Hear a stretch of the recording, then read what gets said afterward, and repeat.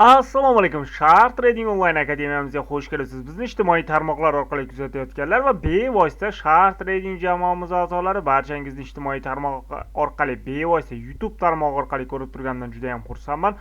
Xudo xohlasa bugun sizlar bilan yana bir savdo yo'lini ko'rib chiqamiz. Ya'ni ba'zilar uchun bu strategiyadir, kimlar uchun ishlash prinsipidir, yana kimlar uchun esa savdo ko'nikmasi ham deb atashimiz mumkin.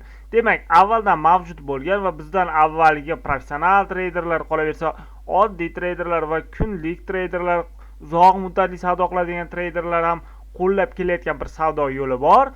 Buni xalqimizning tilida switchnoy analiz deb qo'yishadi, ya'ni shamlar yordamida savdo qilish, analiz qilish, tahlil qilish deb qo'yishadi. Bugun sizlarga aynan bitta sham orqali kun bo'yi qanday qilib daromad olish mumkin, ya'ni savdo qilish mumkinligini birgalikda ko'rib chiqamiz. Unaqa video dars cho'zilib ketmaydi. Xudo xohlasa 9-10 daqiqaga boradi. Demak, tayyor bo'lsangiz xotirjam o'tirib oling. Boshdanoq like ni bosib qo'yib, kanalimizga obuna bo'lib qo'ysangiz, ishingiz yana ham osonroq bo'ladi. Xo'p, ketdik. Birinchi navbatda nima qilamiz? Albatta, tilla parasiga o'tib olamiz. Agar siz tillarda savdo qiladigan bo'lsangiz, eslatib o'taman, ushbu savdo yo'li mani muallifligim ostidagi savdo yo'li emas, boshida aytib qo'yapman. Bu avvaldan mavjud bo'lgan yo'l, faqat men biroz o'zim o'zgartirishlarni kiritganman. Ya'ni biroz texnik o'zgartirishlar kiritilgan. Siz ham o'zingizga bemalol moslab olaverasiz, ya'ni kalit joylarini. Demak, tilla bo'limiga o'tib olamiz, ya'ni trading view ilovasini ochish. Tilla time frame'imiz M30, ya'ni har bitta shamchalarimiz 30 minutlikda harakat qilyapti. Demak, hammalar bilasizlar, ya'ni quyidagicha shamchamiz bor. Mana bunaqa shamchalar bo'ladi, bilsalaring. Xo'p, mana bunaqa joyda tayoqchasi uzun bo'ladi. To'g'rimi? Ya'ni mana shunaqa shamchalarimiz bor yoki bo'lmasam mana bunaqa shamcha qilib qo'yishadi. Bozorda shunaqa shamlar qoladi izi. Mana e'tibor bersangiz. Xo'p, bu xoh qizil bo'lsin, xoh yashil, ya'ni narxning o'sishi bo'lsin, xoh narxning tushishi, farqi yo'q. Bunda ham, bunda ham.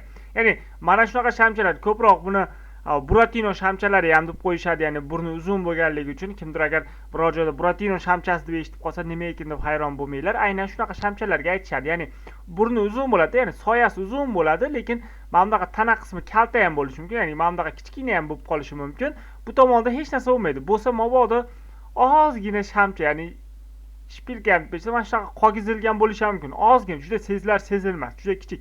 Bo'lmasa mana bunaqa tekis holatda bo'ladi, ya'ni tanasi tekis holatda, ustki yoki pastki qismi va bir tomoni uzun bo'ladi. Mana shunaqa shamcha hosil bo'lgan joyda topamiz.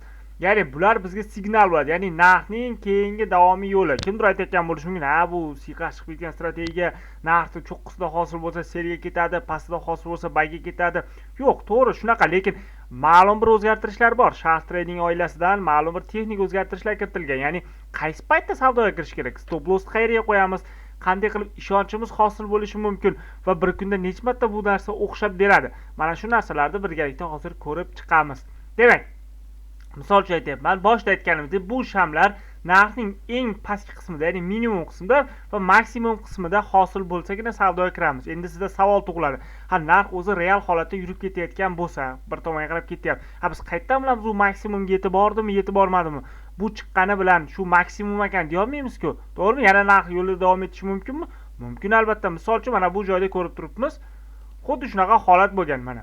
Mana bu joyda xuddi shunga o'xshagan shamcha hosil bo'lgan, ikkita mana ko'rib turibsizlar, lekin narximiz bay, ya'ni bayga ketayotgan joyda bo'lgan, cho'qqi qismda, lekin yana narx bayga qarab harakat qilib ketdi. Lekin buni orqaga razvorot qilish ham mumkinmidi? Misol uchun mana bu joyda mana razvorot bo'lgan. E'tibor berasizlar, mana bu joyda mana shamcha hosil bo'lgan va nima razvorot hosil bo'lib orqaga seriga qarab ketgan. Lekin mana bu joyga seriga ketishni qayerdan bilsak bo'ladi? Men sizlarga hozir shuni o'rgatib qo'yaman. Ya'ni qanday qilib bilishimiz mumkinligini. Birinchi navbatda xuddi mana shunaqa soyali shamchalar topamiz. Misol uchun mana shundan boshladik. Xo'p, mana shu shamcha hosil bo'ldi. Tasavvur qiling, mana bu joydan narx tepaga qarab ketyapti-da. Mana bu joydan tepaga qarab ketyapti narximiz. Va mana shu shamchamiz hosil bo'ldi. Ko'rib turibsizlar, mana bu shamcha hosil bo'ldi. Endi nima qilamiz? Bu shamcha hosil bo'lgandan keyin sirazi savdoga selektiv kirib olmaysizlar, chunki narx yana bagga ketib qolishi mumkin. Birinchi navbatda shu shamcha M30 yopilib bo'lgandan keyin, ochilib yopilib bo'lgandan keyin uni maksimumini va minimumini belgilab qo'yasizlar. Ya'ni minimum agar biroz soya qoldirgan bo'lsa, soyasi mana xuddi shunaqa holatda belgilab qo'yasizlar. va keyingi emot shamcha agar bu maksimumda hosil bo'lgan bo'lsa, pastga buzib o'tib yopilsa, shu joydan selga kiramiz. Mana bu joydan mana selga kirishimiz mumkin. Stop loss esa boyagi shamchani ustki qismida bo'ladi. Ya'ni mana bunday soya qoldirgan Buratino shamchasining ustki qismida bo'ladi. Take profit esa birga bir holatda yoki bo'lmasa mana shu narx boshlangan nuqtani, ya'ni mana bu joyda narx boshlangan-ku, to'g'rimi? Boshlab mana shu joydan razvorot qilyapti. Shu umumiy ko'rsatkichdan biz Fibonacci tortib olishimiz kerak bo'ladi. Ya'ni oddiygina Fibonacci'ni olib, mana bunday holatda tortamiz mana. E'tibor bersalaring, tortdik va xohlaymizmi yo'qmi narx 0.5 gacha keladi. Mana e'tibor bersalaring, mana bu joyda narximiz 0.5 gacha kelib, urvinga kelib qaytgan va keyingisi buzib o'tgan. Bizning take profitimiz 0.5 da bo'ladi. Shu joyda biz savdoga kirsak, 3401 dan seriyaga kirsak, 3389 gacha yoki bo'lmasam o'zbekcha qilib aytganda, hop, kelinglar u yoq bu yog'ini chiqarib olib, yaxlitlab 11 punkt deylik, ya'ni 110% daromad qilar ekanmiz 1,5 soat ichida. Endi mabodo ssenariy teskarmachasi ketsak deyishlari mumkin. Ya'ni Jasur aka teskari ketib qoldi narx. Nima qilamiz unda? Ya'ni teskari ketib hamki narx shunday keldida buzmadi, tepaga ketdi, tevani buzib qo'ydi. Mana bunday holat bo'lib qoldi. Bayga kiraveramiz shu joyda siz? Yo'q. Bu joyda bayga kirmaymiz. Nimaga? Chunki biz narxning maksimumidan selga razvorot qidiryapmiz. Qancha narx tevaga chiqqani sari bizni foydamizga. Chunki qachondir qayerdandir narximiz pastga qarab qula beradi. Ya'ni qulash chegarasidan biz 0.5 gacha, Fibonacci 0.5 gacha tortib, ya'ni misol uchun mana bu joydan quladi deylik. Mana shu joygacha tortadigan bo'lsak, 0.5 gacha, mana bu joygacha biz bemalol savdo qilsak bo'ladi. Ya'ni 300-400% gacha daromad qilib olamiz. Ya'ni bu bayga ishlash, selga ishlash yo'li edi. Endi birinchi shartini tushunib oldilaring, ya'ni dabdurustdan kirib ketmaysizlar. Maksimumda hosil bo'lsa, teva pastga liniya tortib olasizlar. Buzib o'tib yopilgandan keyin stop loss qanday qo'yishni o'rgandilaring, to'g'rimi? Endi take profit ham ko'rib oldilaring, ya'ni Fibonacci tortib 0.5 ga take profit qo'yasiz. Endi bu razvorotda yana bitta qoidasi bor. Mana bu joydan trend boshlangan-ku, mana bu joydan mana.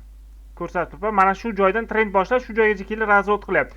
Mana shu oraliq, ya'ni trend boshlangan, bayga boshlangan trend bilan selga yurayotgan, razvorot qilayotgan oraliq masofa kamida 50% yoki 5 punkt bo'lishi kerak. Bu joyda 3364 dan yurib 3414 da razvorot qilyapti. Deyarli 500%, ya'ni 50 punkt bo'lyapti.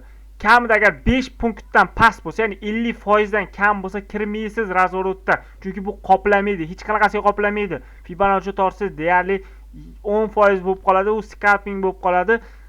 Stop loss urib qo'yish xavfi katta.